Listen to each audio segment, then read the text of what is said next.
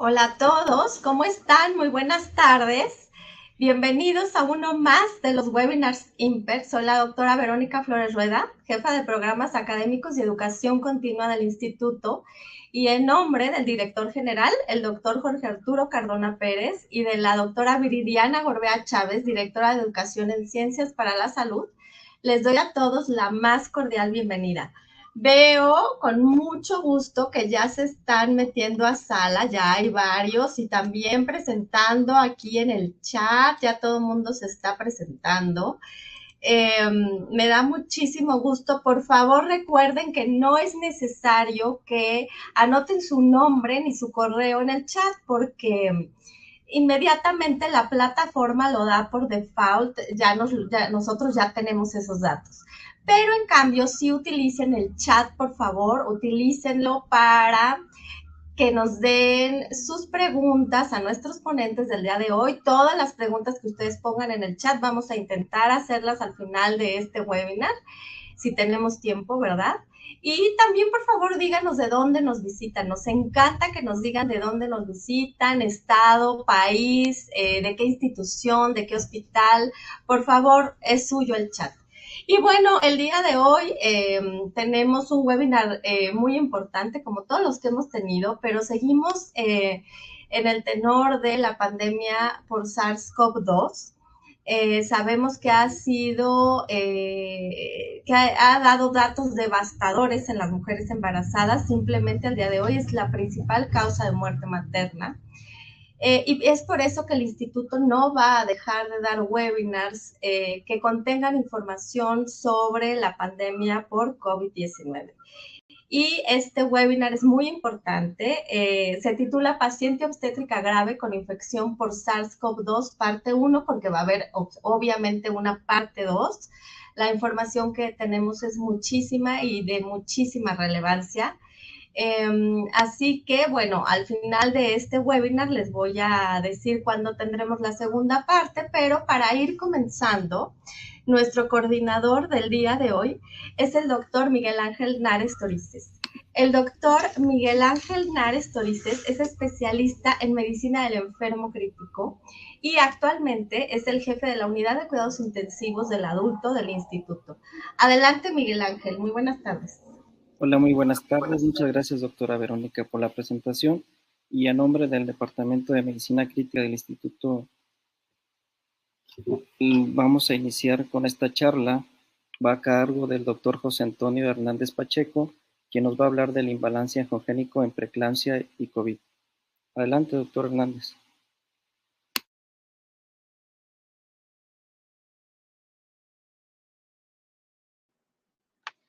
Hola, buenos días. Buenos días. Vamos a empezar con la primera charla. Bien.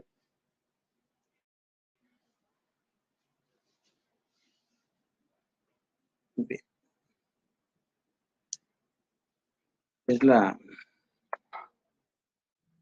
No avanza.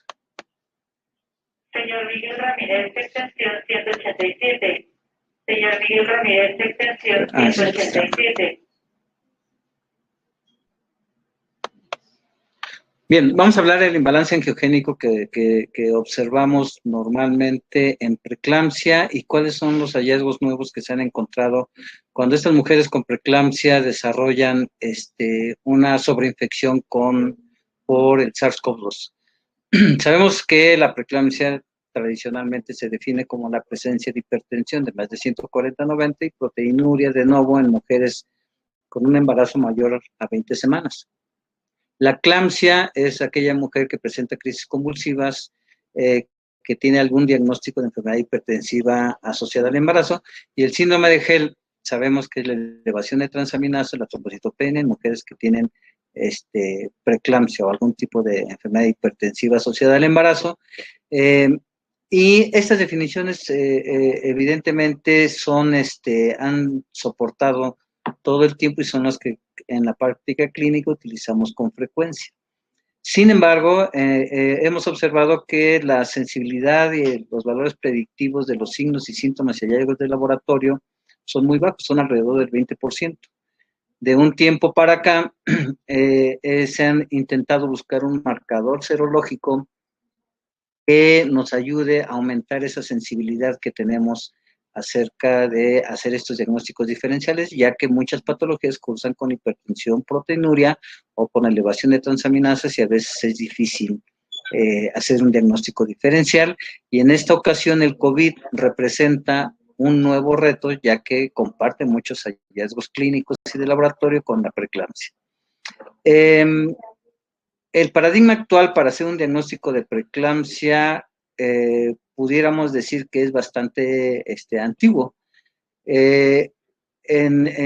Tradicionalmente nosotros hacemos diagnóstico de preeclampsia en el servicio de urgencias cuando una mujer acude por primera vez y no tenemos antecedentes, ningún antecedente, ninguna historia clínica, y entonces es posible identificar la hipertensión, identificar la proteinuria, y en ese contexto hacemos un diagnóstico que eventualmente en los primeros minutos que llega la paciente al servicio de urgencias, pues hacemos estas acciones: confirmar la hipertensión bajo un criterio muy dudoso de mantener hipertensión por 4 horas continuas para poderla confirmar proteinuria, que ya sea a través de una tira reactiva o a través de un examen general de orina, y a través de los exámenes convencionales identificar el daño a órgano blanco, ¿sí?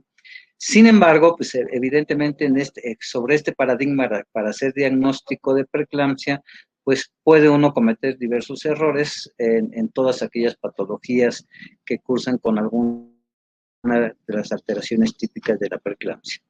Desde hace muchos años el paradigma ha cambiado y actualmente lo ideal es que en la mayoría de los centros hospitalarios tuviéramos un diagnóstico como se muestra a continuación, es decir, haber conocido en el primer trimestre a la paciente, identificar sus factores de riesgo para desarrollar preeclampsia, modificarlos para poder disminuir la ocurrencia de complicaciones graves. Esto idealmente al principio del embarazo o idealmente pregestacional.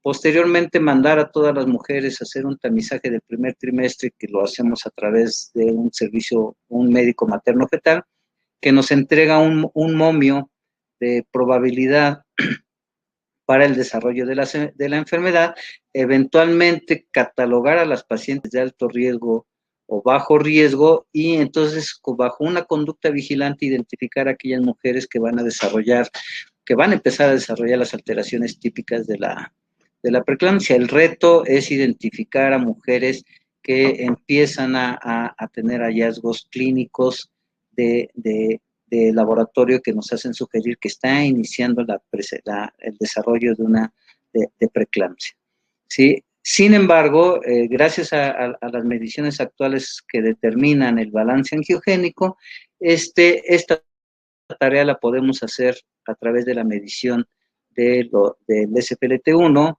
el factor de crecimiento placentario, y su cociente, que nos ayuda a identificar desde el primer trimestre y durante prácticamente todo el embarazo con una buena proporción, una buena sensibilidad, aquellas mujeres que eventualmente van a desarrollar preeclampsia. Sobre todo para los casos de preeclampsia temprana, es muy útil identificar la enfermedad placentaria a través de estos cocientes y de esta manera hacer un diagnóstico temprano hasta 4 semanas antes de que se desarrollen los primeros síntomas, ¿sí?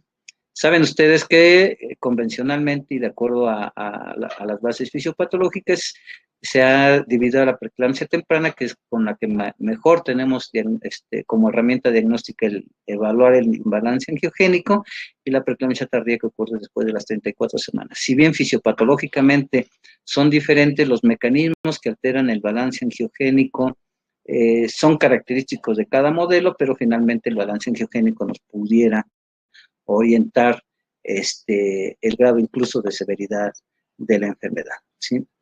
En COVID es especialmente importante tener alguna herramienta serológica para distinguir una u otra, ya que las complicaciones de la preeclampsia pueden simular, si solamente nos basamos en la clínica, una neumonía por COVID. Vean ustedes cómo la proporción de mujeres que pueden tener entre preeclampsia grave o no severa, pueden desarrollar edema agudo pulmonar, pueden desarrollar un síndrome de distrés respiratorio, pueden tener alteraciones de la coagulación y entonces de esta manera confundir el diagnóstico con preeclampsia versus COVID.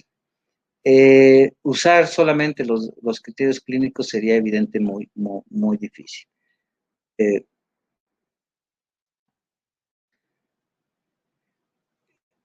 El balance angiogénico, como lo he mencionado, es característico de la preeclampsia y nos ha servido hasta la fecha como una herramienta útil para identificar a aquellas mujeres que desarrollan preeclampsia en todos los momentos del embarazo. Sin embargo, este entusiasmo que les mostraba hace un momento acerca de que el evaluar el imbalance angiogénico puede ayudarnos en todos los casos de preeclampsia viene a cuestionarse fuertemente con el COVID. Sabemos que el factor de crecimiento derivado del endotelio es un mediador importante para la reproducción, la función endotelial y por tanto tiene que ver con la vasodilatación y el patrón hemodinámico que alguna mujer puede ver. Hay producción sistémica del factor de crecimiento derivado del endotelio en riñón, en corazón y es responsable de muchas funciones. Pero a diferencia de lo que podríamos pensar, la evaluación del balance angiogénico no solamente ocurre, no es característico del embarazo. Diversas publicaciones han dado fe de cómo puede alterarse este balance angiogénico en diversas patologías. Nuestro primer planteamiento y nuestra primera cuestión fue cuando salieron esta serie de publicaciones donde nos sugerían que el COVID, al presentar alteraciones parecidas a preeclampsia, fuera indispensable tomar un perfil angiogénico para diferenciar. De hecho, estas publicaciones nos recomiendan que podamos nosotros medir el balance angiogénico para distinguir una infección por SARS-CoV-2 de la preeclampsia. Esto con la finalidad de prevenir interrupciones tempranas o iatrógenas del embarazo, ¿sí? Lo que se llamó alguna vez por el grupo español del preeclampsia like generada por COVID-19 o el síndrome de Helm-like. Ellos en sus publicaciones distinguieron la infección por SARS-CoV-2 de las mujeres que tenían verdaderamente preeclampsia por la medición del cociente. En esta tabla vean ustedes los casos que publicó en el grupo español y en la mayoría el cociente CPLT1-PLGP se encontraba en valores por abajo de 38 como punto de corte para distinguirlos de una preeclampsia verdadera versus una infección por SARS-CoV-2. Sin embargo, como les había mencionado, nosotros en terapia intensiva habíamos identificado diversa literatura que demostraba que el SFLT1 no es específico del embarazo, tampoco es específico de la producción placentaria de y prácticamente se eleva en diferentes estados críticos como un marcador de endotelitis o de disfunción endotelial. En la diapositiva ven ustedes cómo durante la sepsis, independientemente del origen orgánico, se eleva en sangre en los pacientes, incluso masculinos, que tiene el SFLT1 como un marcador de daño endotelial. De hecho, en el cuadro, en la gráfica siguiente, observan ustedes cómo dependiendo del agente que genera la infección, ya sea hongo o sea una bacteria gram positiva o negativa, tiene un efecto diferente sobre el endotelio para la producción de SFLT1. El SFLT1 también se eleva cuando hay una alteración de la coagulación.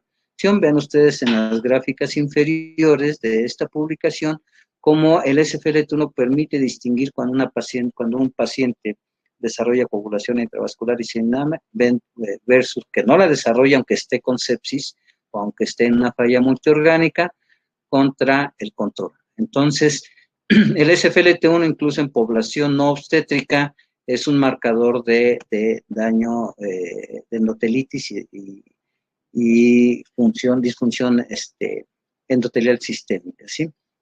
Y en pacientes que desarrollaban COVID, diversas publicaciones en poblaciones no obstétricas, observamos cómo el SFLT1 se eleva de acuerdo a diversas condiciones que nosotros observamos en medicina crítica. Por ejemplo, los valores pues, se encontraban más altos en aquellos pacientes que requerían ventilación mecánica, en aquellos pacientes que desarrollaban lesión renal aguda, la necesidad de vasopresores. Vean ustedes cómo diversas condiciones que son frecuentes en la paciente en estado crítico, elevan el SFLT1 como un marcador endotelial. Entonces, bajo esta evidencia, nos era difícil entender por qué en las pacientes que tenían COVID podíamos distinguirlas de la preeclampsia, cuando se ha demostrado que diferentes condiciones, entre esas la sepsis, generaba elevación. Es decir, la cuestión principal era, ¿es posible que nos pueda el SFLT1 distinguir preeclampsia de COVID? Esta fue la principal cuestión, de tal manera que algunos hallazgos previos nos hacían suponer que no era posible que distinguiéramos nosotros a través del SFLT1 o el PLGF COVID de algún tipo de preeclampsia que presentara las mujeres embarazadas. Además, otro hallazgo importante es que el SFLT1 comparte un sitio de unión con el heparán sulfato que se encuentra prácticamente en todo el endotelio y en el trofoblasto. Es decir, la mujer embarazada que eventualmente desarrolla preeclampsia, sobre todo temprana, que tiene una alta producción de SFLT1, además de tener esa gran concentración en sangre, se convierte su placenta y su decil en un reservorio de SFLT1. Cuando nosotros utilizamos en las mujeres que tenemos por COVID heparina, la heparina puede desplazar todos el SFLT1 que se encuentra adherido en el endotelio y en la decidua, y por esto esperaríamos una mayor cantidad de SFLT1 circulante en las mujeres con COVID, y no al revés como el grupo español no lo había mencionado. De hecho, si nosotros esperaríamos que la infección por COVID, por SARS-CoV-2, generara un preeclampsia-like, en una curva de supervivencia, observaríamos casos más frecuentes o más tempranos de preeclampsia. En esta publicación que hicimos en Medicina Crítica, observamos cómo el tiempo promedio de resolución y de desarrollo de preeclampsia fue igual en aquellas mujeres que tenían preeclampsia y las mujeres que tenían preeclampsia más COVID. Es decir, yo hubiera esperado que la línea roja hubiera tenido una diferencia significativa y casos más tempranos del desarrollo de preeclampsia, dado que la infección por SARS-CoV-2 no respetaba las semanas de gestación. Y vean ustedes cómo en una curva de Kaplan y Meyer, prácticamente el desarrollo de preeclampsia basado en signos clínicos era la misma. Evidentemente no encontramos con una correlación entre la carga viral medido por hisopado versus las complicaciones o los datos clínicos característicos de la preeclampsia. ¿Sí? Toda esta hipótesis finalmente ha sido confirmada por el doctor Jonathan Torres a través de un estudio que acaba de aceptarse para publicación, en donde él observa cómo los niveles de SFLT1 se encuentran incrementados en las pacientes que desarrollan COVID. Incluso él encuentra una buena asociación, una asociación importante, vean ustedes esa gráfica, como para todos los desenlaces que da el SARS-CoV-2 en las mujeres embarazadas. Es un importante, sobre todo, predictor de muerte materna. Entonces, en conclusión, podemos decir hasta ahorita que evaluar el equilibrio angiogénico parece no ser una herramienta adecuada para distinguir entre preeclampsia y la infección por SARS-CoV-2, sobre todo en casos graves cuando existe neumonía o sepsis o choque séptico. El SFLT1 va a estar elevado y eso nos puede dar no nos permite distinguir imbalance angiogénico característico de la preeclampsia. Los cambios en los valores de secreto pueden indicar un desequilibrio en los sistemas afectados dependiendo de la gravedad del SARS-CoV-2 y entonces tendríamos que utilizar estos cocientes dependiendo si existe o no una infección por SARS-CoV-2 complicada. ¿Sí? Muchas gracias. Muchas gracias, doctor José Antonio Hernández Pacheco. Y al término de las pláticas vamos a tener una sesión de preguntas y respuestas. Continuando con el siguiente tema, el doctor Francisco González Ronquillo, él es médico especialista en urgencias con subespecialidad en medicina del enfermo estado crítico, actualmente haciendo el posgrado en medicina crítica obstétrica. Él nos va a hablar de marcadores de severidad de COVID en la paciente embarazada. Adelante, doctor.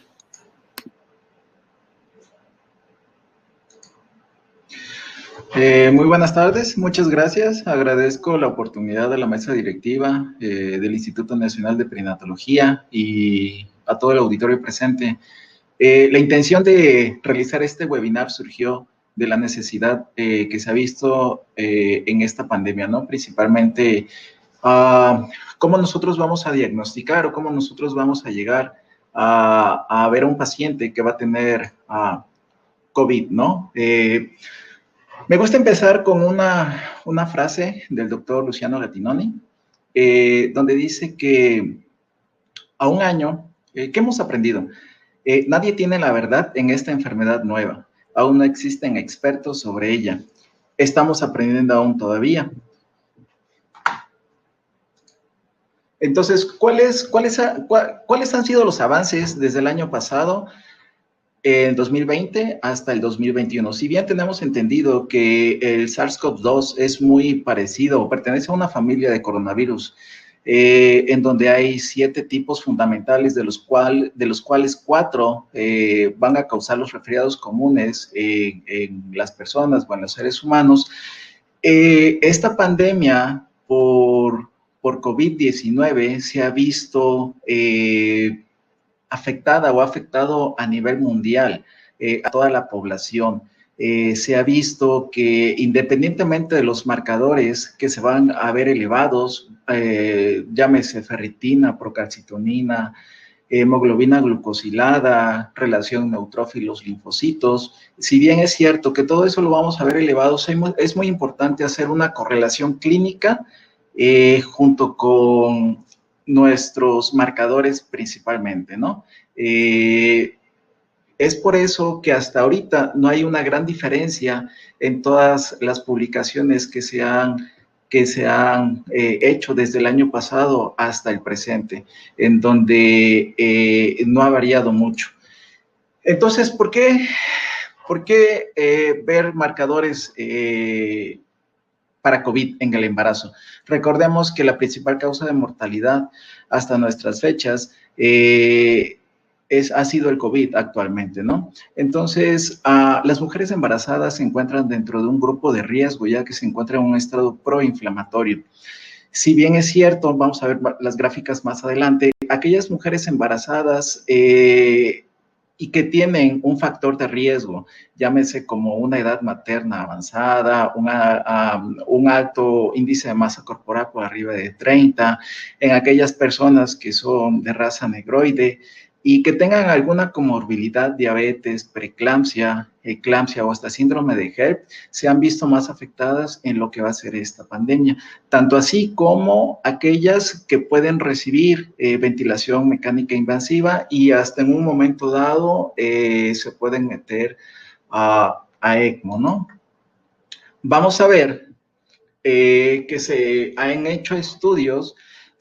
En México se realizó un estudio de 32.583 pacientes, en donde estas pacientes tenían al menos algún trastorno, era obesa, eran diabéticas, eran hipertensas, y se ha visto que ha habido una relación de la hemoglobina glucosilada. Aquellas pacientes que tienen una glucemia por arriba de 9 milimoles por litro se vieron más afectadas gravemente y con un ingreso mayor a terapia intensiva que aquellas pacientes que no lo tenían. Y por ende, un aumento en la mortalidad, cerca del 27.7%. También aquellas pacientes que tenían enfermedades cardiovasculares, que tenían EPOC, hipertensión, y aquellas pacientes que no tenían ninguna enfermedad o alguna comorbilidad preexistente, tenían una tasa de mortalidad menor al 1%.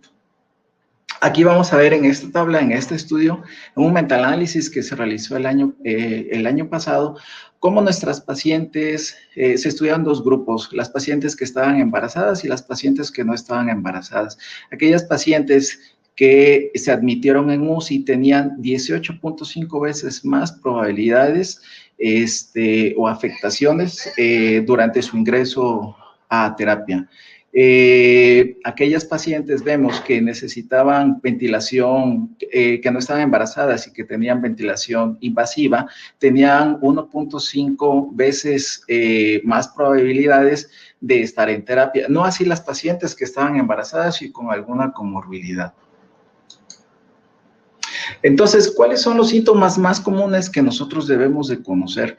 De acuerdo a todos los estudios que se han realizado, en esta revisión sistemática se llevó a tener en cuenta que dentro de los marcadores que principalmente se van a ver elevados van a ser los niveles de proteína C reactiva, principalmente en el 49%. Sin embargo, no debemos olvidar que la clínica también va a repercutir en la clínica. La fiebre, cerca del 40%, las pacientes que tenían disnea también van en este grupo y un recuento elevado de glóbulos blancos, junto con la linfopenia. De estos, la relación de glóbulos blancos, lo que es los neutrófilos con los linfocitos, se van a ver elevados. Las mialgias, las artralgias, la anosmia y la disnea también son marcadores importantes. Entonces, en este estudio vamos a ver que la detección basada en síntomas o antecedentes de contacto en pacientes por COVID también va a ser muy importante. Aquí vamos a ver que, por ejemplo, en la fiebre va a tener una proporción, 4% veces más de padecer en esas pacientes que están embarazadas. Aquí vamos a ver lo que son las cánulas, el ARDS, la neumonía. Recordemos nosotros que el virus del SARS-CoV-2 va a afectar principalmente a la ECA. ¿Por qué pasa esto? Principalmente por la proteína S. El lugar donde se va a ver más afectado en todo nuestro organismo va a ser principalmente a nivel pulmonar. Hay dos teorías. Hay una teoría que nos dice que es de forma directa y que se aloja principalmente en las vías respiratorias superiores, y hay otra teoría donde nos comenta que pasa directo a través de las gotitas de flush hasta el sistema respiratorio inferior. Entonces, va a haber una alteración a nivel endotelial, en donde se van a ver afectados desde el complemento, neutrófilos, las NETs van a estar aumentadas. Entonces, actualmente, el principal, marcador para infección por SARS-CoV-2 es la PCR. Sin embargo, todos los marcadores de severidad, los que he mencionado, nos van a proporcionar información importante sobre los mecanismos fisiopatológicos que van a estar implicados en el SDRA o en el SIRA, ayudándonos a saber nosotros si nuestra paciente va a tener o va a progresar a una enfermedad que va a ser potencialmente grave o a una enfermedad que va a ser leve para su manejo. Bueno, entonces vamos a ver nosotros que el significado clínico y biológico de todos los marcadores de laboratorio en los pacientes con COVID-19, vamos a ver que los leucocitos se van a ver afectados, como también se ven afectados en una infección bacteriana. La neutrofilia también se va a ver afectada en una infección bacteriana. La trombocitopenia lo vamos a ver en una CID. Los valores elevados de la bilirrubina, las transaminasas, la DHL, se van a ver afectados porque también el virus va a afectar todo lo que es el árbol biliar, ¿no? Así como también va a haber lesiones renales, así como va a haber también lesiones a nivel cardíaco. Entonces, no nada más nos tenemos que basar en un solo marcador para que nosotros podamos hacer un diagnóstico, pero sí nos vamos a guiar o nos va a decir cuál enfermedad puede ser potencialmente prevenible o aquellos pacientes que van a ser más graves.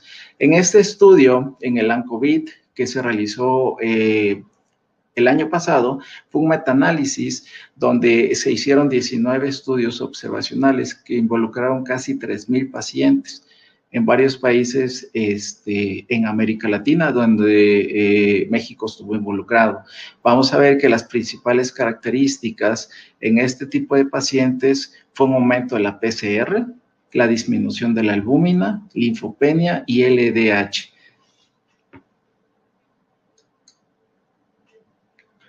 En el healthcare, el año pasado nos menciona también que los marcadores que se van a ver aumentados es la PCR, la LDH, junto con la tasa de sedimentación de eritrocitos, que se va a ver elevada en más del 85% de los casos. El aumento del dímero D se dice que por arriba de 500 también nos ayuda a predecir, o sea, mientras más elevado esté, más un pronóstico más grave va a tener nuestro paciente. La hemoglobina, puede haber una disminución de la hemoglobina del 50%, puede haber un aumento de la hemoglobina glucosilada y también va a haber una linfopenia hasta en el 75% de nuestros pacientes. Entonces, nosotros vamos a ver que los cambios en la paciente embarazada en forma general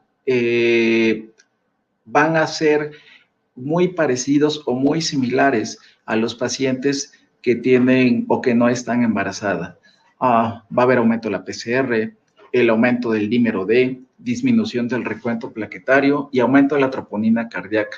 El aumento de la troponina cardíaca, ciertos autores no llegaron a una correlación en cuanto al nivel de la mortalidad. No, tampoco los biomarcadores renales, así como el aumento de urea y creatinina, siendo siempre llevado de la mano junto con la clínica que vamos a ver en nuestro paciente. Entonces, algo que es muy característico y de lo que todo mundo o todas las personas hablan es de que si en realidad es una tormenta de citocinas, o si es un signo típico de una linfohistiocytosis hemafagocítica secundaria.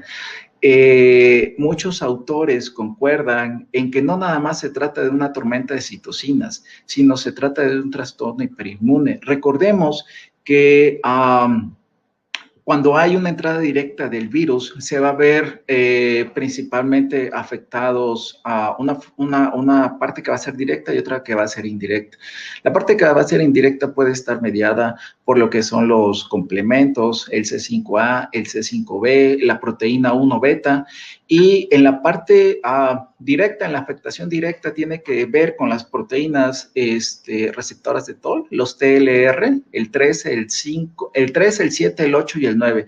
De estos principalmente, el TLR7, en aquellos pacientes que tienen una deficiencia genética, se van a ver aumentados la mortalidad cerca del 3.5%. Entonces, tenemos que también, por ejemplo, la procalcitonina, en un estudio de 66 pacientes que se hizo el año pasado, tenían un área bajo la curva de 0.8. Recordemos que la procalcitonina no es específico de infecciones virales, bacterianas. Entonces, es un conjunto de marcadores, de síntomas, de síndromes. Entonces, hay algunos autores por eso que recomiendan no llamarle tormenta de citocinas o está mal empleado el tormenta de citocinas. ¿Cuál es la característica clave de esto? Bueno, que va a haber una linfopenia progresiva con un agotamiento de las células T. Se va a ver elevados los niveles de interleucinas, la interleucina 6, la 1, el factor de necrosis tumoral alfa, el síndrome de activación de macrófagos, la ferritina también se va a ver elevada, sin embargo, no van a ser características propias de esta enfermedad. Entonces, algunos autores están llegando a la conclusión de que no es una tormenta de citocinas, sino es una sepsis viral. ¿Por qué? Porque hay una deficiencia de las células T, porque hay una linfopenia, porque hay una inflamación sistémica que va a aumentar día con día y una coagulopatía que puede ser fatal. Entonces, nosotros vamos a tener que algo que va a ser con alto valor predictivo, va a ser la relación linfocitos-neutrófilos. Eso es muy fácil de realizar, se puede realizar en lo que es un laboratorio, la mayoría de los hospitales lo tienen, y una relación por abajo de 3.1 nos indican que tienen un bajo riesgo de progresar a una enfermedad grave. Y aquella relación de linfocitos neutrófilos que están por arriba de 3.1 tienen un indicador de alto riesgo. Entonces, tenemos que la ferritina, la linfohistiocitosis hemafagocítica secundaria se va a ver caracterizada principalmente por una fiebre constante, citopenias y un aumento de la ferritina. ¿Por qué va a ser esto? Porque va a ser un síndrome hiperinflamatorio. Los valores que se están utilizando actualmente van a ser menos de 2.000 nanogramos, de 2.000 a 6.000 y mayor de 6.000, con una media para la ferritina de 1.2 en los pacientes que no sobrevivieron y en los pacientes que sobrevivieron de 6.4, con una P por abajo del 0.001. Un marcador actualmente que se usa como primera instancia para diagnóstico de la enfermedad es la proteína C reactiva, que es un reactante de fase aguda para todas las infecciones inflamatorias. Y aquellos valores por arriba de 41 o 41.8 tienen una gran capacidad de progresar a una enfermedad grave. Y es uno de los primeros marcadores que va a haber elevación, ¿no? Entonces, como dijimos antes, los marcadores, va a haber marcadores cardiovasculares, va a haber marcadores renales, va a haber marcadores hepáticos. Se dice que los niveles elevados de interleucina 6, ferritina, DHL y dímero D están asociados a mortalidad y a mayor mortalidad por una miocarditis fulminante. Se dice que también aquellos niveles por arriba del percentil 99, por arriba de 8 picogramos por mililitro, aumenta la lesión cardíaca y a los pacientes producir una miocarditis. Sin embargo, otros estudios han mostrado que una troponina con un aumento por arriba del valor del 50% de la basal también nos ayuda a predecir la gravedad de la enfermedad. El dímero D, como ya les había comentado, con valores normales de 500, puede haber un daño miocárdico que va a progresar o una enfermedad que va a ser grave. Entonces, la troponina y la PCR se van a ver también afectadas en la gravedad de la inflamación. Cuanto más niveles elevados haya, más grave la inflamación, más probabilidades de tener una lesión miocárdica.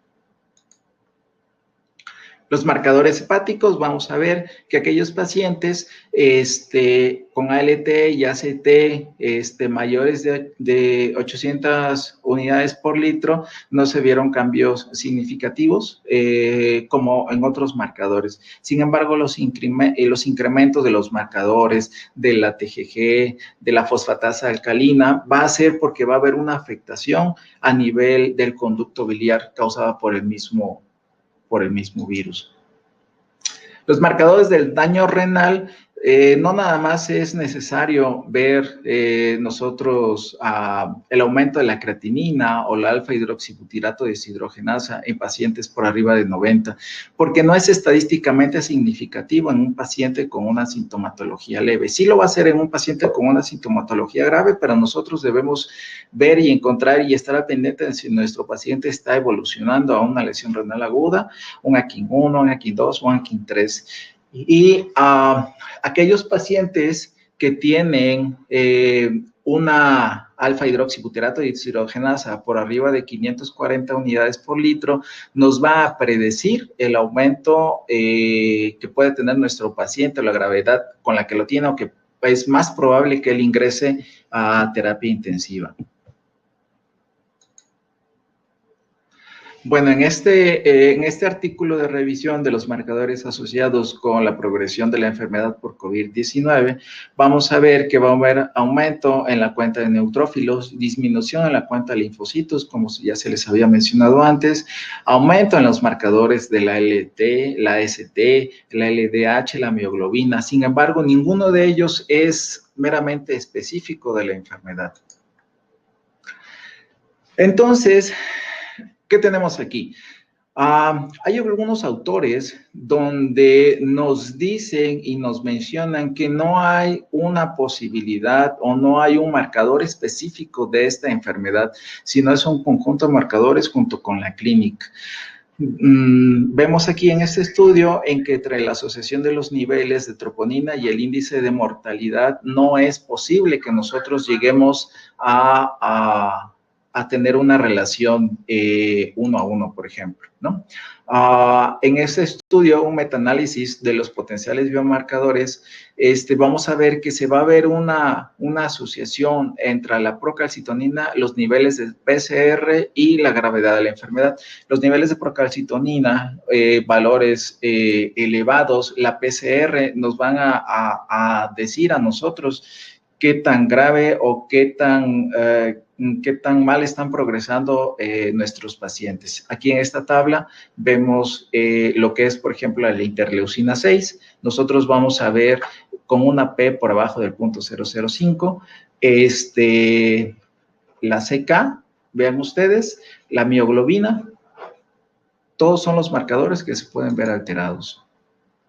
Aquí vamos a ver que la procalcitonina, la PCR, los trombocitos, la CK, la LDH, todos están asociados a la enfermedad por COVID. La interleucina 6, los linfocitos, los glóbulos blancos, las bilirrubinas totales, la LDH, todos son buenos marcadores. Sin embargo, el gol estándar, por llamarlo así hasta ahorita, sigue siendo la PCR, junto con la clínica de nuestros pacientes. Entonces, vemos que en este estudio vemos que los neutrófilos se encuentran entre las primeras y las células inmunitarias reclutadas entre el sitio de inflamación. ¿Y esto por qué va a ser? Esto va a ser porque, bueno, hay una hipótesis donde habla acerca de las NETs como posibles precursores del COVID. Entonces, los neutrófilos son precursores de las NETs que se van a asociar a enfermedades pulmonares, trombosis, secreciones en las vías respiratorias con aumento de la producción de citocinas, todo esto mediado por daño endotelial a nivel sistémico, pero principalmente pulmonar, porque es donde se encuentran más enzima convertidora de angiotensina. Entonces, en este estudio se vio que el aumento del espacio fisiológico es una característica del COVID-19.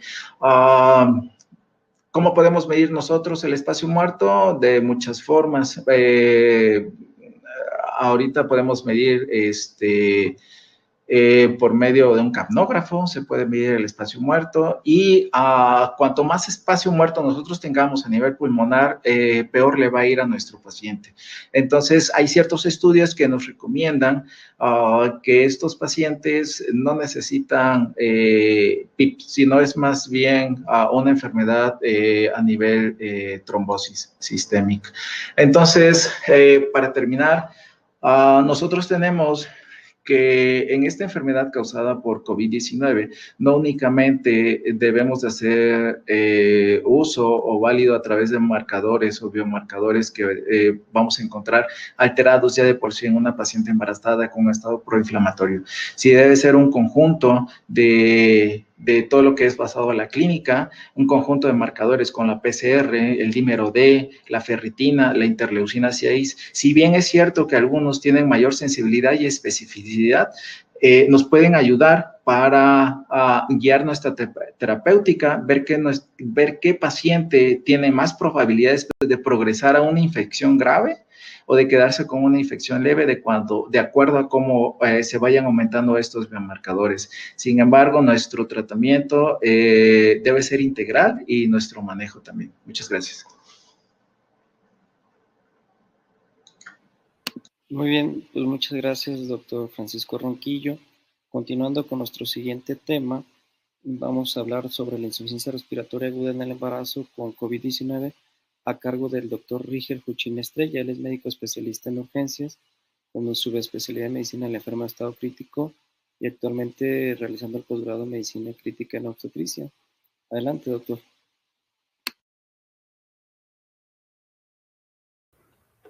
Hola, buenas tardes.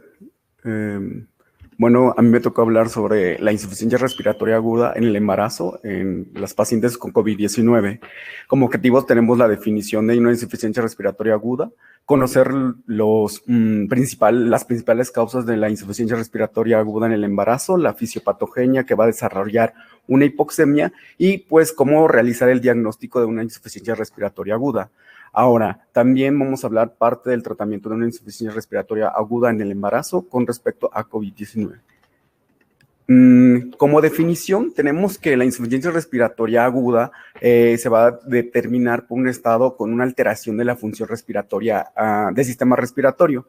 Esto va a hacer o va a tener como consecuencia un empeoramiento del intercambio gaseoso y como resultado va a tener una hipoxemia. Es decir, la presión arterial de oxígeno va a estar disminuido por debajo de 60 y la presión del CO2 va a estar aumentada por arriba de 45 milímetros de mercurio.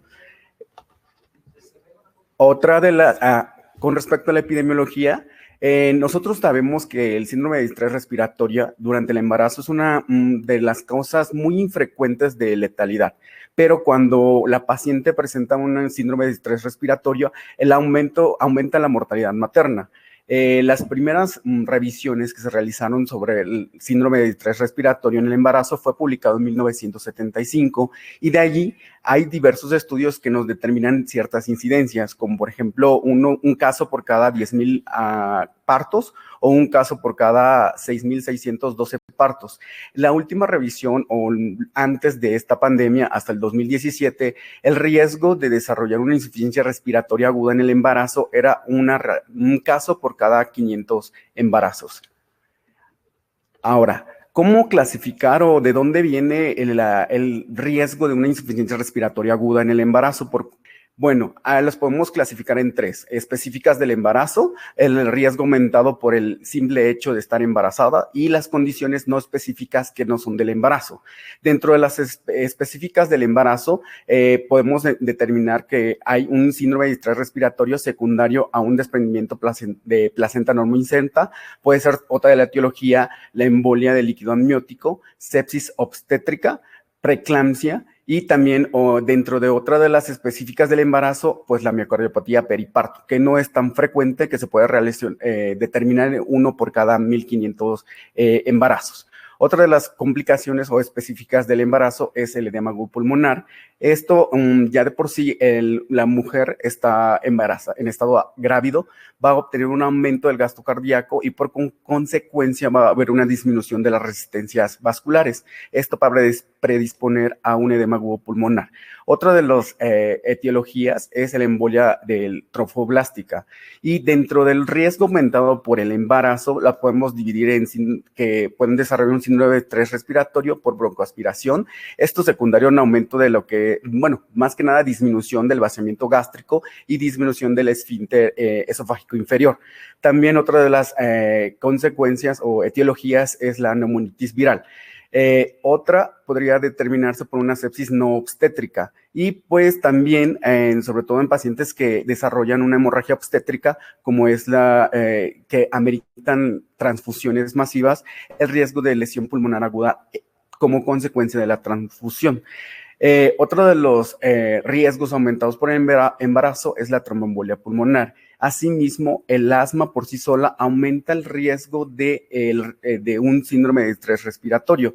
Y pues, como también tenemos casos de enfermedad valvular cardíaca, ya el simple hecho de tener esta etiología aumenta más el riesgo o predispone de una insuficiencia respiratoria aguda. Dentro de las condiciones no específicas las podemos dividir en síndrome de estrés respiratorio agudo, secundario, un trauma, secundario aún más que nada a la contusión pulmonar y la pancreatitis como consecuencia del proceso de las citoquinas. Otra de las etiologías es la afectación neuromuscular y ciertos fármacos o toxinas. Dentro de los fármacos podemos ver que durante el trabajo de parto a los pacientes les pueden administrar oxitocina y esto va a condicionar a que puedan desarrollar un síndrome de estrés respiratorio severo. Ahora, existen ciertos factores que van a predisponer a la embarazada para la infección por COVID-19. Dentro de los factores, tenemos una respuesta inmunológica. Hay un cambio de lo que es la población de las células TSD4 y hay un predominio de células del fenotipo T cooperadores tipo 2 y hay una disminución de las tipo 1. Esto nada más ocurre en el embarazo. También hay una disminución de las células natural killer circulantes a nivel del sistema pues, circulatorio, y esto va a predisponer a que no haya una disminución de la respuesta viral. Entonces, se va a estar perpetuando más que nada lo que es la enfermedad por COVID-19. También hay una disminución de las células dendríticas de las células dendríticas que se encuentran circulando, y esto va a predisponer a que se perpetúe más la enfermedad. También se ha determinado que un aumento de los niveles de progesterona en el embarazo va a condicionar a que haya un aumento del recambio celular a nivel pulmonar. Eso es visto como un factor protector. También hay ciertas alteraciones en el sistema innato. Esto como consecuencia, va a tener un aumento de los receptores de reconocimiento de patrones y sobre todo va a haber un aumento de los receptores tipo TOL, que más adelante vamos a hablar. Dentro de la respuesta respiratoria durante el embarazo, hay ciertas características que tenemos que tener en cuenta, sobre todo la forma del tórax, donde va a haber una disminución del diámetro anteroposterior y también eso como consecuencia de la elevación del diafragma por el útero grávido. Por consecuencia, va a haber un aumento del 30 al 40% del volumen corriente y esto trae como consecuencia, por así de una reducción del volumen torácico. Esto, durante el embarazo, hay una disminución de la capacidad residual funcional y también trae como consecuencia una reducción de la capacidad pulmonar total. Esto predispone a que la paciente tiene más riesgos más que nada de mal manejo de secreciones y, como vamos a ver más adelante, es una de las consecuencias que tienen las pacientes con COVID-19. Ahora, dentro de la respuesta de la coagulación en el embarazo y el COVID-19, se han determinado ciertos estudios que han visto que hasta el 30% de las pacientes están predispuestos de condicionarse a que desarrollen un evento trombótico.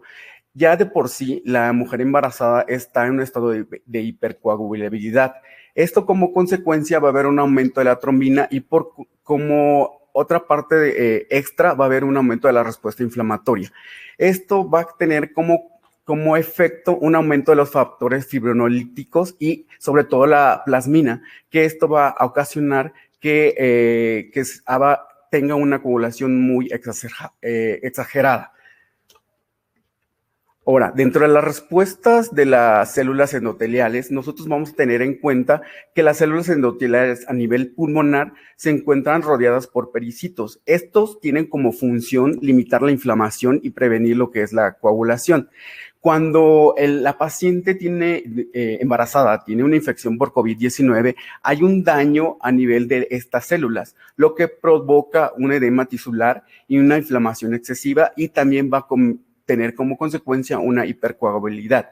De ahí el tratamiento que más adelante vamos a ver, que con enoxaparina, que ya se ha visto que tiene mejores resultados. Dentro de la patología, como les comenté, hay que tener en cuenta que existen diversos receptores, sobre todo los receptores tipo TOL que se encuentran a nivel de los plasmas y endosomas, los receptores RAI que se encuentran en la mitocondria y los receptores no-like que se encuentran en el citosol. Estos en conjunto, como vemos en la gráfica, van a tener un aumento de ciertos factores inflamatorios y por medio de una retroalimentación positiva va a hacer que esta inflamación se siga exagerando y se han visto que ciertas células, sobre todo los mastocitos, van a tratar de disminuir esta respuesta, sobre todo los mastocitos que van a secretar M2 y los reguladores tipo T y la interleucina 10, que es una de las principales antiinflamatorias.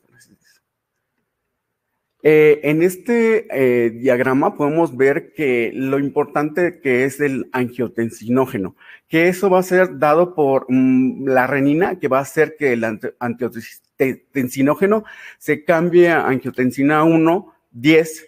Esto va a actuar sobre todo los macrófagos y van a hacer que la enzima convertidora de angiotensina tipo 1 se convierta en angiotensina 2. Como consecuencia va a haber dos receptores, los receptores AT1 y AT2. Los AT1 son los que van a ocasionar una vasoconstricción, trombosis, inflamación y activación de los factores de necrosis tumoral y también de los factores kappa beta, que es la principal etiología de los pacientes con insuficiencia respiratoria aguda en el embarazo y COVID. En consecuencia, va a haber una disminución de los receptores tipo 2. Ahora, aquí tenemos una gráfica donde vemos la actividad de las enzimas convertidoras de angiotensina tipo 2 y tipo 1.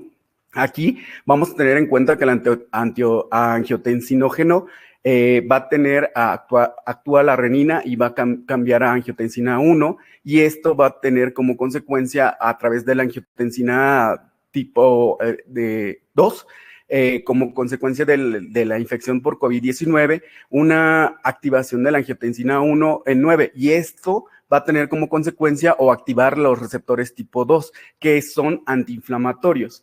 Pero cuando hay una activación de lo que es la angiotensina tipo 1, esta, sobre la angiotensina 1, la enzima convertidora angiotensina 1 va a cambiar a una angiotensina tipo 2, y la netroelicina va a actuar o va a activar los péptidos inactivos, y también va a hacer que se secrete mayor receptores tipo 2. Como consecuencia va a haber un aumento de la vasoconstricción, trombosis e inflamación y radicales libres, y sobre todo, más que nada, es un círculo vicioso, por así decirlo. Va a haber una activación del proceso proinflamatorio. Lo principal de la infección por COVID-19 es que hay una alteración de la membrana. Hay una ruptura de la membrana alveolocapilar, y como consecuencia va a haber un aumento de la fibrina, va a haber coágulos, todo del material proinflamatorio se va a estar activando allá, y va a tener como consecuencia una disminución de lo que es la actividad de la angiotensina tipo 1, y va a estar aumentada la angiotensina tipo 2. Ahora, pues en esta gráfica podemos ver todo lo que debe de ser de manera normal. En el lado A podemos ver que hay un equilibrio entre la actividad de la enzima convertidora de angiotensina tipo 1 y de la que es proinflamatoria, y hay un equilibrio en lo que es la enzima convertidora de angiotensina tipo 2, donde lo principal es los receptores son la angiotensina 1 y 7 y el receptor más. Esto es más que nada vasodilatación, y como vemos en la gráfica hay un complemento. Cuando hay ciertos procesos proinflamatorios, como los pacientes hipertensos, obesos, ahí la enzima convertidora de angiotensina tipo 1 va a estar aumentada, pero no tanto como en los pacientes, como vemos en la gráfica C, que tienen una infección con COVID-19, en el cual hay una exageración de la enzima convertidora de angiotensina tipo 1, y hay un aumento de la angiotensina tipo 1 y 8. Y hay una disminución como consecuencia de todos los mecanismos de vasodilatación. Esto como efecto del COVID-19. Ahora, nosotros podemos ver que es un círculo vicioso. La angiotensina 2 va a estar activada, va a producir un proceso de inflamación, y ese proceso de inflamación va a ocasionar que tengamos una hipoxemia. La hipoxemia, a su vez, va a retroalimentar que se produzca mucho más angiotensina 2, y como consecuencia vamos a ver que es un círculo vicioso. Ahora, hipoxemia. Nosotros tenemos que tener ciertas características o saber, más que nada. Por ejemplo, que la saturación normal de la hemoglobina con oxígeno debe ser del 94%.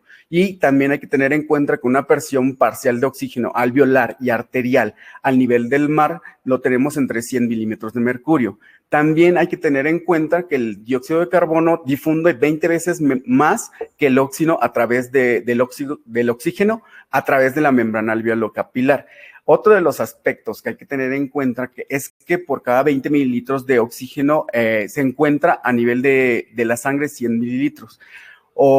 otro de las características que nosotros tenemos que tener en cuenta, que la presión parcial de oxígeno que se encuentra o que nosotros determinemos en la gasometría se encuentra disuelto a nivel de los líquidos corporales y no en la hemoglobina. Las causas de hipoxemia podemos clasificarlas como una reducción de la presión parcial de oxígeno al ambiente por la altura o por intoxicaciones. Hay una reducción también de la ventilación, que esta es acompañada con un aumento del CO2 a nivel sérico. Y la principal que nosotros tenemos que tener en cuenta es la alteración de la relación ventilación-perfusión, o la BQ, donde es la principal, ¿no? Y también hay que tener en cuenta que hay una alteración de la difusión, es una de las causas, es decir, que hay una disminución de la superficie o un aumento del grosor. Otra de las etiologías es por cortocircuitos de derecha a izquierda. Esto es cuando los alvéolos que se encuentran colapsados y no tienen un adecuado intercambio. Los grados de hipoxemia, esto va a depender y los vamos a clasificar de acuerdo a los síntomas. Por ejemplo, leve, cuando tiene nada más disnea y te encuentra con una 90-92% de saturación. Moderada, ahí ya tienen datos de encefalopatía. Y la severa es cuando nosotros ya tenemos fallos a nivel circulatorio. Ahora, hay ciertas revisiones que han determinado que la infección por SARS-CoV-2 y el embarazo los podemos determinar o clasificar como temprano, menos de 12 semanas, o tardía, mayor de 22 semanas. En el temprano se ha visto o se ha relacionado con abortos, sin embargo, los estudios no han sido tan significativos. Dentro de las infecciones de un embarazo tardío, ahí tenemos que tener en cuenta que existen ciertos factores. En esto hay ciertos estudios de corte, sobre todo en Estados Unidos, que se asociaron con ciertos factores de riesgo. Por ejemplo, ahí se determinó que las mujeres embarazadas tienen mayor riesgo de intubación, mayor riesgo de ingreso hospitalario, pero la mortalidad no difiere con respecto a las embarazadas, sino embarazadas. Y pues el diagnóstico es por clínica, como comentaron en la ponencia anterior, por laboratorios y por imágenes. Existen ciertas características que nosotros tenemos que tener en cuenta de las mujeres embarazadas y las no embarazadas, o pacientes que nada más tienen COVID, y ciertas características que nada más pueden compartir. Aquí tenemos esta gráfica. Las características que comparten son la debilidad muscular, la fatiga, la sensación de falta de aire y también la cefalea. Otra de las características que nos tenemos que tener en cuenta son los diatodos radiográficos. Nosotros, a una mujer embarazada, el riesgo de una tomografía es alto de ciertas complicaciones, sobre todo si es durante la fase temprana, por así decirlo, del embarazo. Entonces, nosotros tenemos ciertas clasificaciones para determinar qué puntuaciones podemos dar. Existe la clasificación en la que vemos en la A, en la que podemos dividirla en dos segmentos horizontales, y de ahí las clasificamos en A, B, C, D, E, F, y las vamos a poner una puntuación. Otra de las clasificaciones es, las dividimos en 4 y cada cuadrante nos vamos a dar una puntuación, si es de 0, del 25 al 50 o del 75 o más. Y otra clasificación es dividiéndolo en los parámetros. Esto es por medio de tomografía. Sin embargo, como les comenté, el riesgo de complicaciones en una embarazada es mayor. Por lo consecuente, es mejor la radiografía, aunque no es tan sensible y específica, pero para ciertas complicaciones se prefiere la radiografía.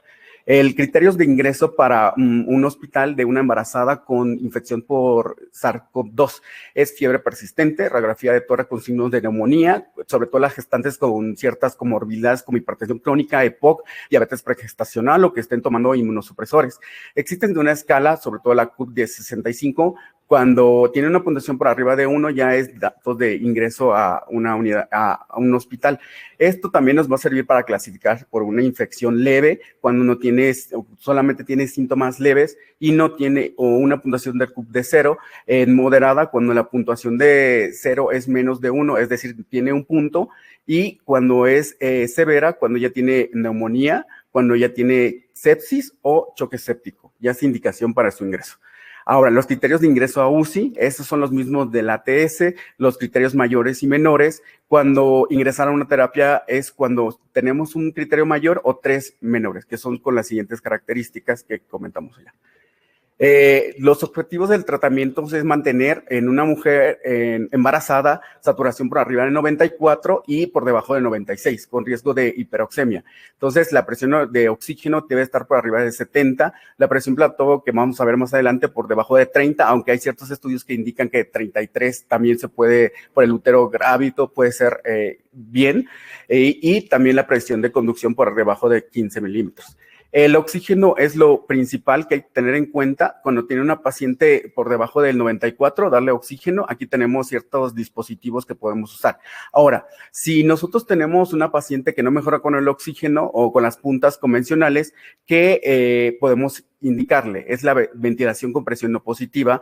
Hay ciertos estudios que nos dicen que está indicado en pacientes con disnea moderada o grave, con supervisión de alguien experto, anestesiología o el servicio de terapia intensiva. Ahora, nosotros tenemos que tener en cuenta que con esta paciente no tenemos que estarla vigilando de manera continua, sobre todo por telemetría. Y otra de las, si no tenemos CPAP o ventilación mecánica no invasiva, lo que podemos usar son las cánulas de alto flujo. Esto es una alternativa siempre y cuando la paciente está estable, cuando tenga reflejos de protección de la vía aérea, cuando esto nos indica, o las cánulas de alto flujo nos dan hasta 60 litros por minuto. Los parámetros iniciales que debemos de manejar en una paciente con cánulas de alto flujo son de 50 a 60 litros por minuto con FIO2 al 100 y nosotros los vamos a estar disminuyendo del FIO2 de 0.4 hasta 0.5 y posteriormente que llegamos a estas metas, la reducción de 5 a 10 litros por minuto cada 4, cada 6, manteniendo una saturación por arriba del 94%. Las puntas de alto flujo, hay ciertos estudios que nos indican que no aumenta el riesgo de transmisión, debe estar vigilancia de 30 a 60 minutos y no retrasar la intubación si realmente requiere la paciente. Entonces, se ha visto que los pacientes les va mejor con las cánulas de alto flujo que con cánulas convencionales. Con respecto a la terapia hídrica, nosotros, este estudio comenta que la estrategia conservadora es mucho mejor que la liberal de líquidos y hay que mantener un equilibrio negativo de 0.5 hasta 1 litro.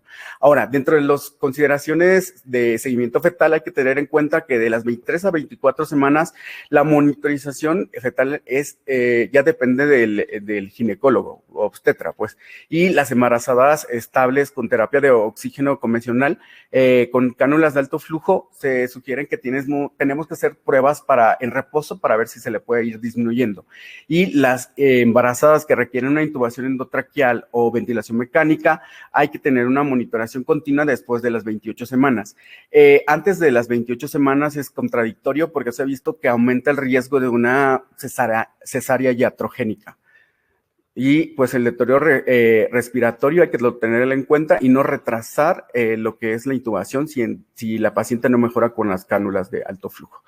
Y estas son las principales complicaciones de una paciente con SARS-CoV-2 y el embarazo. Entonces, el aborto, el parto pretérmino, la restricción del crecimiento y pues la necesidad de ventilación mecánica.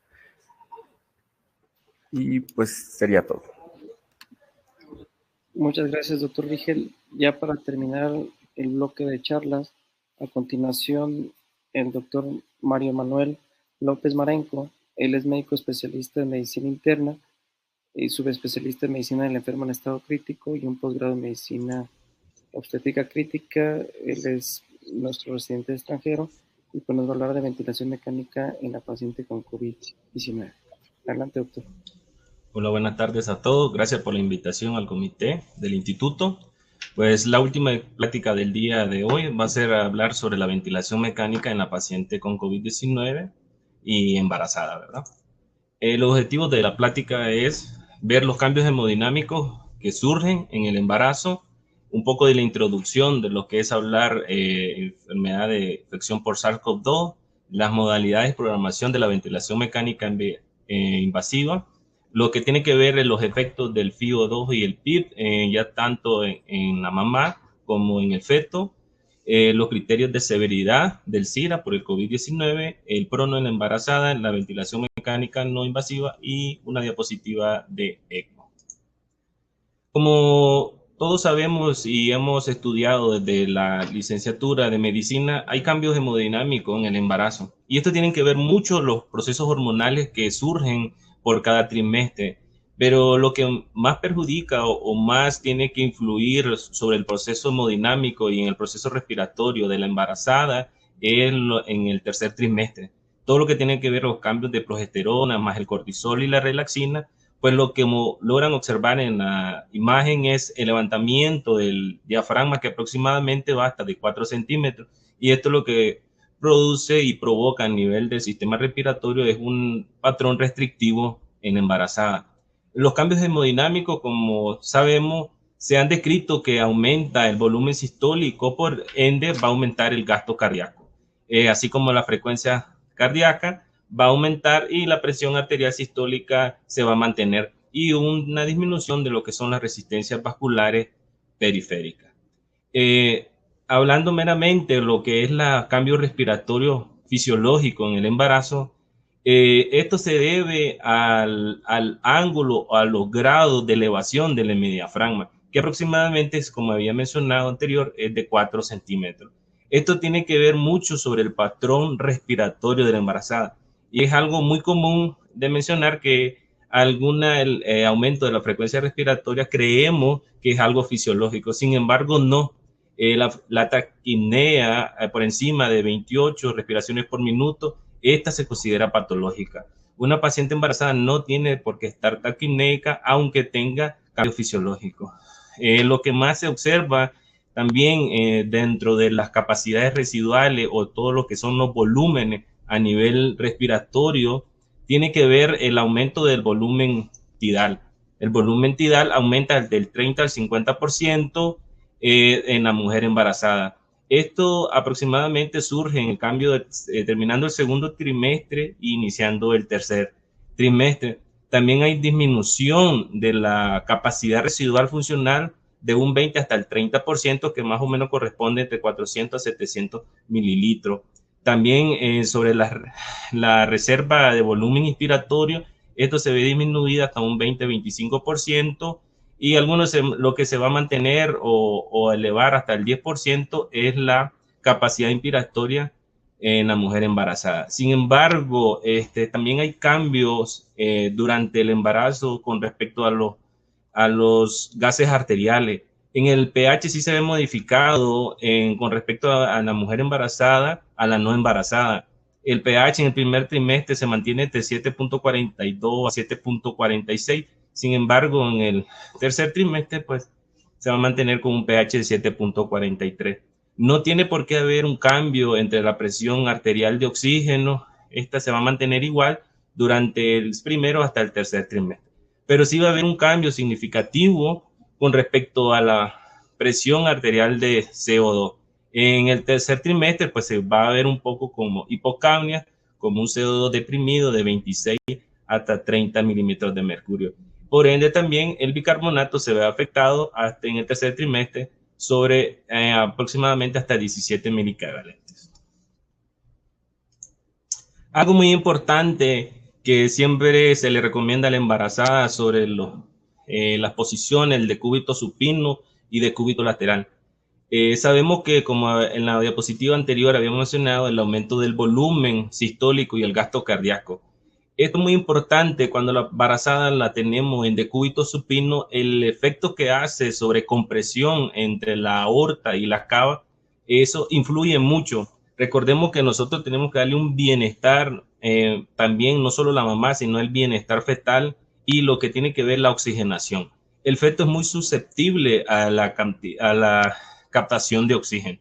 En esta diapositiva pueden ver en un eje paraesternal, en un ecocardiograma apical, donde se ve el tracto de salida de ventrículo izquierdo en una embarazada que está en decúbito supino, que es aproximadamente de 17 centímetros la velocidad. Sin embargo, cuando esta embarazada la colocamos en decúbito lateral izquierdo, nuestro volumen sistólico aumenta y esta se eleva hasta el 23.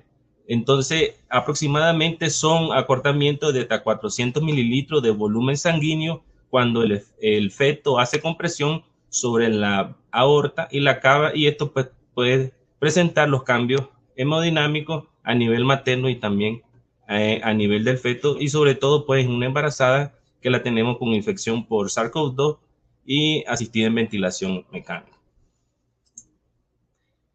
Sabemos que el COVID-19 se convirtió en una pandemia inesperada, que nadie sabía de esto y todavía estamos con muchas cosas por aprender, y aproximadamente el 5% de las embarazadas desarrollaron una infección crítica por infección por SARS-CoV-2, el cual esto lo llevó a una insuficiencia respiratoria que conlleva complicaciones maternas, pero no solo maternas, también complicaciones fetales. Las mujeres embarazadas han tenido el mayor riesgo de mortalidad con respecto a las mujeres que no están embarazadas. Las tasas de mortalidad a nivel mundial y acá en la Ciudad de México, después de pasar de ser la primera causa de muerte, la hemorragia postparto, los síndromes hipertensivos, esto hubo un cambio de 360 grados que se convirtió en la primera causa de muerte en la mujer embarazada, la infección por SARS-CoV-2. Sabemos que esta infección te puede llevar al síndrome de dificultad respiratoria aguda, que es una mera afectación letal, el cual afecta el pulmón, y además de esto es una lesión de agresiones directas e indirectas, ya que no solo va a afectar a nivel pulmonar, sino también va a afectar a nivel sistémico. Y esto lo que va a desarrollar son estados de hipoxemia severa a nivel materno y que va a tener repercusión a nivel fetal, y también las hipercapnias graves.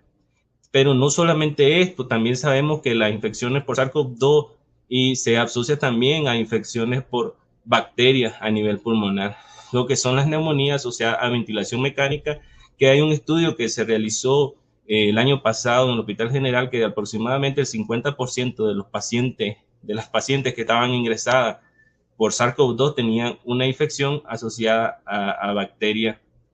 El síndrome de dificultad respiratoria, sabemos que es un problema público, pero un estudio epidemiológico informa que aproximadamente el 10.4% de todos los ingresos de unidad de cuenta se deben a esto. Entonces, el 23.4% de todas las pacientes intubadas ya tenían un síndrome de respiratorio agudo, con una mortalidad hospitalaria asociada hasta un 40%. Cuando nos enfrentamos a una embarazada que llega con infección por SARS-CoV-2 y llega con proceso de taquipnea, que no sabemos si le ponemos oxígeno, si le ponemos ventilación mecánica no invasiva, si le ponemos punta de alto flujo. Esta es una herramienta muy importante, lo que es hablar el índice de ROX. Cuando llega una paciente desaturada, como había mencionado en las pláticas anteriores, por debajo del 94%, y a pesar que la tenemos con un FIO2 al 100%, ¿y cuánto respira esa paciente? Pero si ya respira, presenta taquipnea hasta por encima de 30 respiraciones por minuto, pues nos va a dar un índice de ROX, que la forma es saturación parcial de oxígeno, que eso lo vemos con el saturómetro que nos da el monitor, cuánto FIO2 lo tenemos, si es al 21% ambiente, si le estamos dando por puntas nasales, por tienda facial o ya sea por ventilación mecánica no invasiva, sobre la frecuencia respiratoria.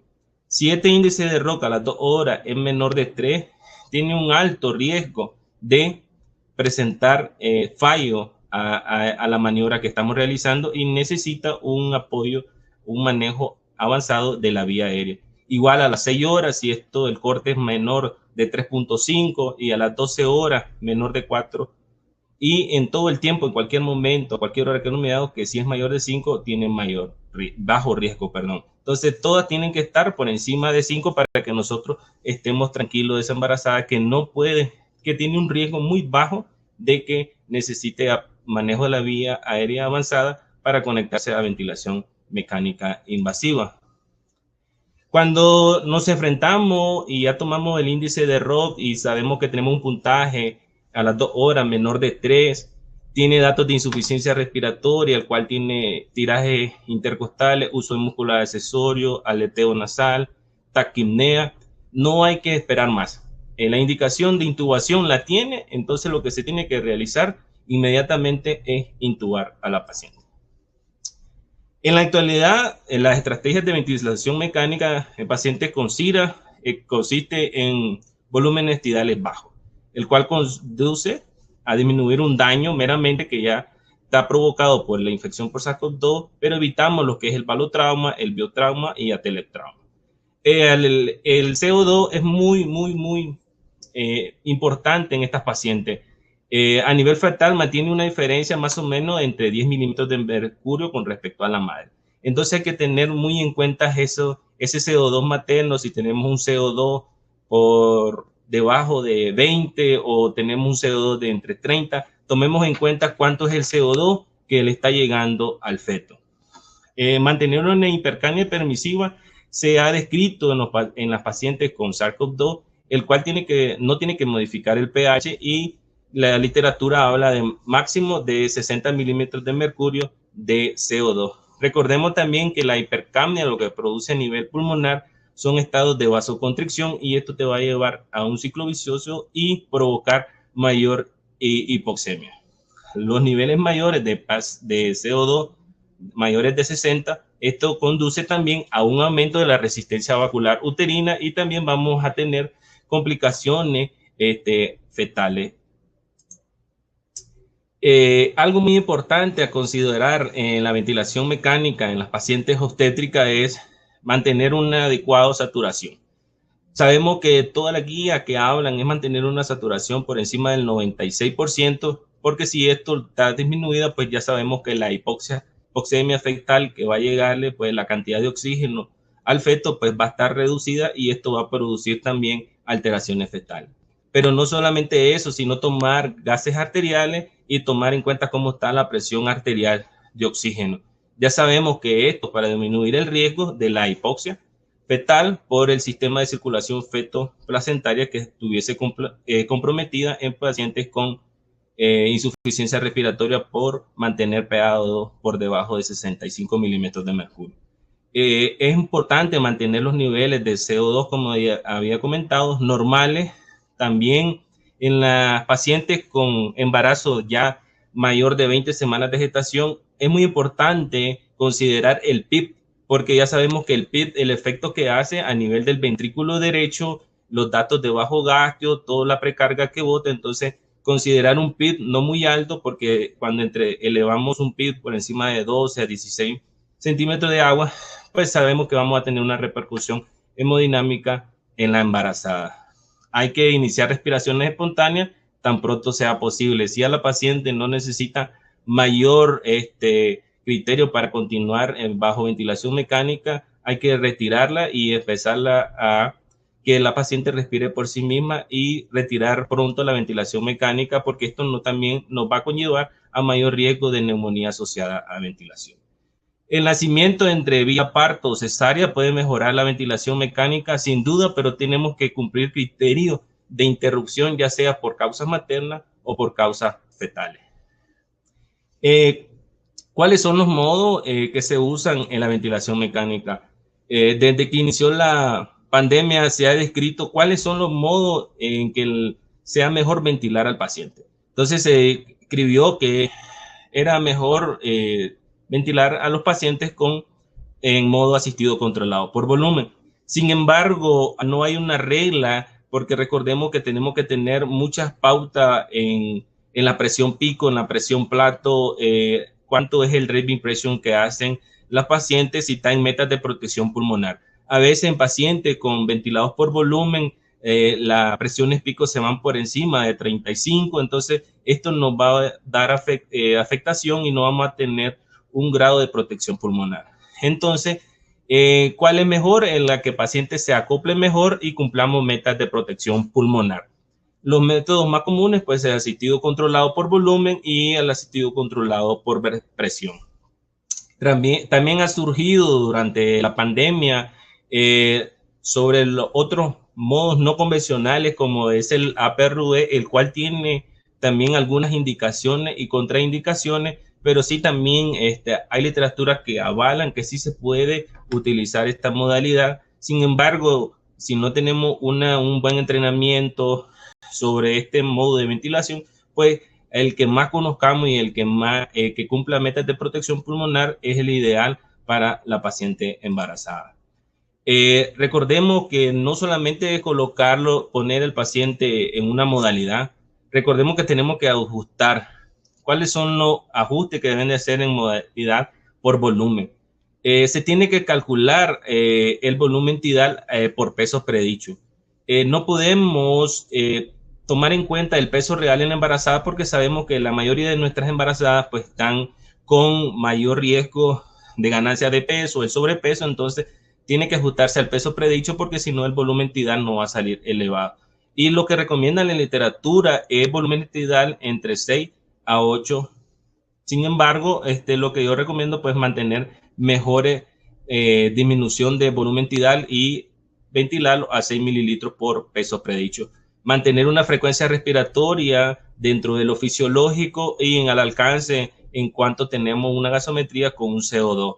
El tiempo de inspiratorio y el tiempo expiratorio 1.2, 1.2.5 y esto va a hacer cambio a consecuencia, pues, cuando sí tenemos trastornos como la hipercapnia, que sabemos que el problema respiratorio que produce el COVID, que es la hipercapnia.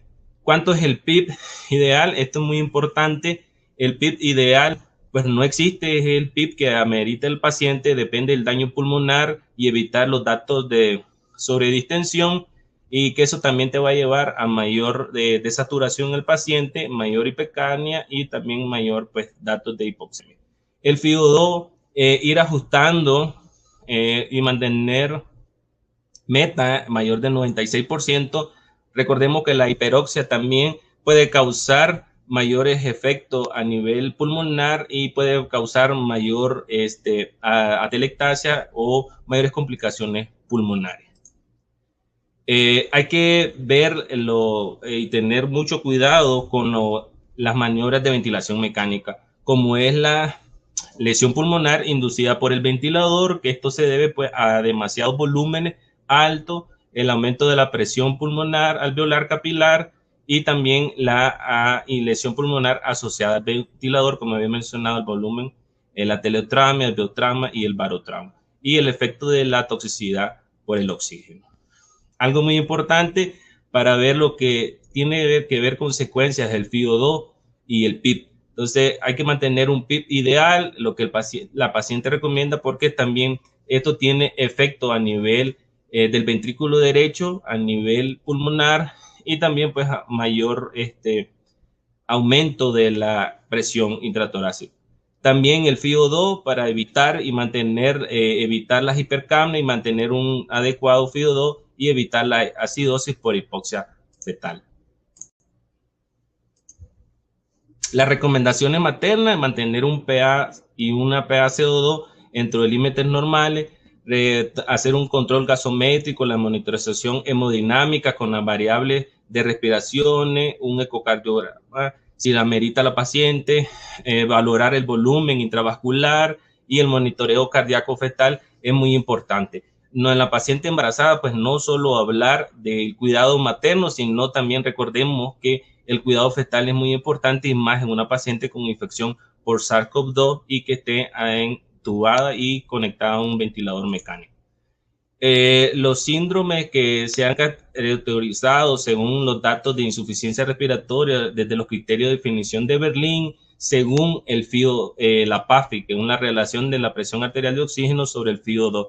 Entonces, cuando lo decimos que es severo, cuando tenemos una PAFI por debajo de 100. Y esto va a tener, y cómo van a observarse el CIRAC en la radiografía, pues las radioopacidades y los infiltrados que van desde las periferias al centro, y también en el corte tomográfico también se ve el grado de afectación y por radiografía de tórax.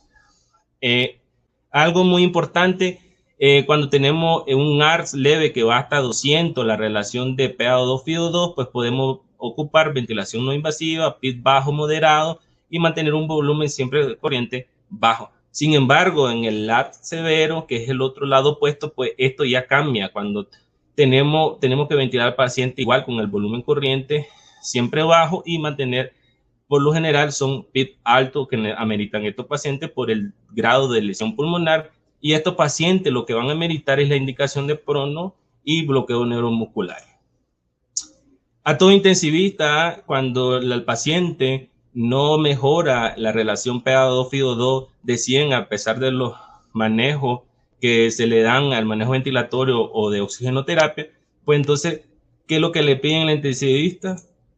Es pronar al paciente. Depende del fenotipo, sabemos que la indicación de prono usualmente se deben a los pacientes que tienen mayor PIB, mayor de 15 centímetros de agua, que el PaO2-FiO2 por debajo de 100 y que tienen un fenotipo de tipo H a nivel pulmonar. ¿Qué es lo que se logra en las pacientes en el prono? Sabemos que las pacientes de modo prono es cuando tienen una PaO2-FiO2 por debajo de 150. ¿Y qué es lo que se ve? Es mejorar las condiciones, como logran ver en la imagen, las alteraciones o afectaciones pulmonares por tomografía y mejorar la ventilación perfusión. ¿Cómo se invierte de manera cuando está en supino y cuando está en prono? La posición prono, además de mejorar la ventilación perfusión, reduce el estrés del parénquima pulmonar, la tensión en pacientes con SIRA, severo y temprano, y mejora el intercambio también de gases. Además de esto, sabemos que tiene efectos sobre la percarga y el gasto cardíaco, entonces esto mejora la presión intratorácica y va a mejorar los estados hemodinámicos. También las estrategias de PIB más allá de 10 centímetros de agua hay que tenerlo con cautela. El requerimiento también sobre los manejos multidisciplinarios en el servicio materno-fetal, como el cuidado materno y fetal. Es fácil, sí se puede, hay muchos que contraindican el estado prono en la embarazada, sí se puede realizar, lo único que se necesita un equipo multidisciplinario, el cual tiene que realizarse de manera óptima en tiempo y con un personal calificado y que tenga mucho estrategia o experiencia en el estado prono en la embarazada. De los bloqueos neuromusculares, la FDA da recomendaciones. Hay un boom sobre el uso de la dexmedetomidina, el cual sí se recomienda como analgesia porque esta pues da menores efectos a nivel cardíaco, sobre la hemodinamia, sobre el volumen sistólico, sobre el consumo de oxígeno del miocardio. Pero sí no están contraindicados también los relajantes musculares y sí podemos utilizar en la paciente embarazada y decidimos pronar. Así como vemos en esta diapositiva, pues la radiografía en la tomografía, cómo se logra ver los múltiples infiltrados bilaterales y que también en ultrasonido pulmonar se logran ver el patrón B con las líneas B que miden menos de 6 milímetros, pero que son múltiples y esto corresponde al hallazgo tomográfico. Y como dice aquí, pues la posición prono no está contraindicada, sino pues que tiene que ver un personal muy entrenado para realizar esta maniobra. Los beneficios del prono que se observó de 6 a las 14 horas, con un FiO2 al 70%, disminuyó a un 35%, con una PO2 que teníamos en 356, se fue a 93 en los 14 días, que está súper bien. La relación de PaO2-FiO2 se mantuvo de 222 a 207. Y después ya al dado de alta, estas pacientes que fueron sometidas a prono se fueron con un FiO2 al 21% ambiente, con una PaO2 mayor de 124, una CO2, presión arterial de CO2 de 32.8 y con un índice de Kirchner de 443 y saturando al 99%. Entonces, aquí podemos ver la mejoría que da la ventilación prono en las mujeres embarazadas. Igual acá, la ventilación mecánica no invasiva no está contraindicada totalmente, pero hay pocos estudios que demuestran el beneficio, pero sabemos pues que evita las complicaciones potenciales que conlleva la intubación endotraqueal, la broncoaspiración y también pues todo lo que tiene que conllevar la ventilación mecánica invasiva, que es lo más importante o lo más perjudicial es la neumonía asociada a ventilación. Es lo que se observó, la mejoría en la saturación previo al prono, posterior al prono, en la saturación de oxígeno, en la PaO2-FiO2 y en la disminución de la frecuencia respiratoria. Y para concluir, pues la terapia ECMO, se vio un estudio que sí, en 18 pacientes de 32 semanas de gestación, una sobrevida de 88.9% materna y perinatal de 77.8%. Hubo complicaciones que fueron CID, pero estos no fueron atribuibles a lo asociado a ENMO. En conclusión, el ENMO puede ser utilizado durante el embarazo y posparto con resultados maternos perinatales muy favorables. Muchas gracias. Muchas gracias, Emanuel, por tu plática y pues agradecer, por ahí estamos viendo algunas de las preguntas, pero ya estamos un poquito, nos alargamos de tiempo. Nos vamos a dar a la tarea de contestarles y enviarles alguna bibliografía referente a lo que nos preguntan sobre prono en pacientes con más de 28 semanas, que cuánto tiempo puede estar pronada. Entonces los vamos a hacer llegar y también para hacer la invitación para aproximadamente en 15 días vamos a continuar con la segunda parte. Pues por nosotros, el Departamento de Medicina Crítica del Instituto Nacional de Perinatología les da las gracias y le cedo la palabra a la doctora Verónica Flores. Muchísimas gracias, doctor Nares. Muchísimas gracias a nuestros ponentes. Hay muchísimos comentarios positivos a sus ponencias. Y sí, por desgracia ya estamos sobre el tiempo, ya no hay tiempo de preguntas. Como bien dice el doctor Nares, nosotros tenemos todos sus correos. Se los vamos a hacer llegar al coordinador de este webinar para que ustedes reciban su respuesta vía correo electrónico. Nada más les quiero decir, va a salir en el timeline del chat una encuesta, por favor, háganos el favor de contestarla, es muy importante para que nosotros mejoremos estos webinars, nos sugieran temas, etcétera. Son 4 preguntitas nada más, es muy rápido de contestar. Estamos muy contentos porque tuvimos una gran audiencia. Sobre todo quiero mencionar que nos vieron de Paraguay, de muchísimos lugares. Muchos saludos hasta allá. De Panamá, en Perú nos vieron de Lima, de Chiclayo y de Trujillo. Nos vieron de Nicaragua, nos vieron de Ecuador, nos vieron prácticamente de toda la República Mexicana. Saludos a todos. Nos vieron de muchísimos hospitales. Esperemos que esta información les haya sido de gran utilidad para sus pacientes obstétricas en terapia intensiva. Estamos muy contentos. Vamos, como bien dijo el doctor Nares, tenemos la segunda parte de este webinar y esperemos ahí sí haya tiempo de preguntas.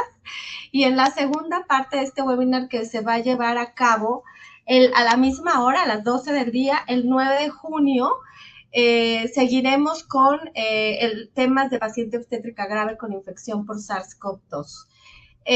No me queda más. Recuerden que este webinar, por supuesto que lo pueden volver a ver, lo pueden ver mañana en Facebook y en nuestro canal de YouTube. Ahorita les paso nuestro video de nuestras redes sociales. Para los que preguntan si hay constancia en este evento, recuerden que los eventos que generan constancia son aquellos que están reconocidos por un consejo, colegio o federación. Los que no dan constancia. Este webinar sí tiene constancia, está reconocido por AMUDEM, les llegará a través de su correo electrónico si cumplieron con más de 80% de su estadía en la plataforma viendo el webinar, por supuesto.